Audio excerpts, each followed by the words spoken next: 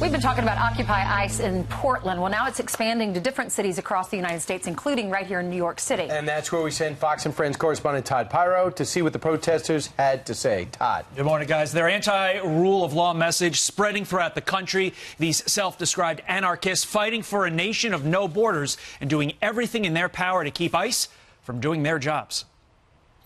Why are you here?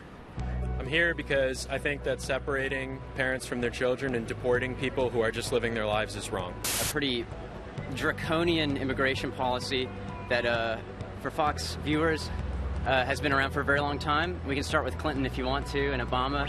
I think it's important for people to know that ICE does very evil things. I think it's safe to say, based upon your answers and some of the signs, you want open borders, correct? Yes, absolutely. What would be your policy? No borders, no nations. What about the actual criminals? Those that you yourself would consider actual serious criminals. Would you want them to come over? In America, that if you spend enough time in prison, you're absolved of your crime. They should be able to do what they want. And if they commit another crime, they should go to prison again. What is the goal of your protest here? The goal of the protest, I think, well, one, we have shut down the building for the day. So we have succeeded in doing something material. I've read this from people who are very, very pro your side in all of this, saying by you being here today, you delayed the process by about 6 weeks from some individuals getting through the detention process. How do you respond to that? I have heard that as well.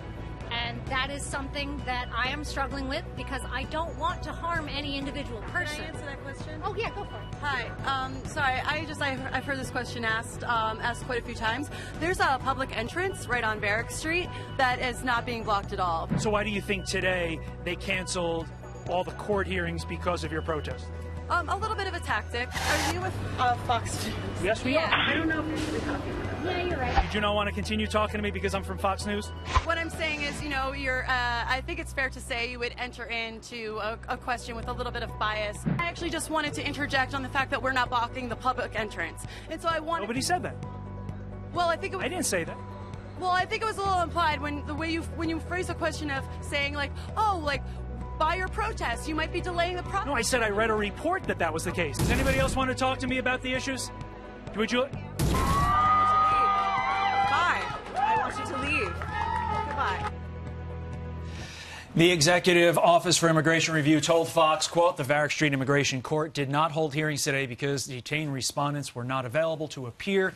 Judges will reset hearings that were scheduled to the earliest available date on their dockets. Also, Todd, yesterday we did a story about how the ICE location in Portland was inundated with members of Antifa, and apparently the feds have now said unless they stop blocking the entrance, everybody's going to get arrested. And based upon the individuals I spoke with, I do not think that they're going to take that warning and then just say, hey, we're going to stop. Two things that stood out to me of this. One, they were willing to talk to me until they found out about the Fox News thing, and then they sort of retracted, which I was the same guy in a T-shirt asking them questions. And two, I found this particularly interesting. I got one of the individuals to agree with Donald Trump in the sense that he said, I don't like a situation where we have any borders. I want a nation with no borders. That's what Trump says. Yeah. So ICE is in charge of enforcement, not policy. Correct. That's Washington, D.C. 100%. All right. Todd, thank you very much. Good job.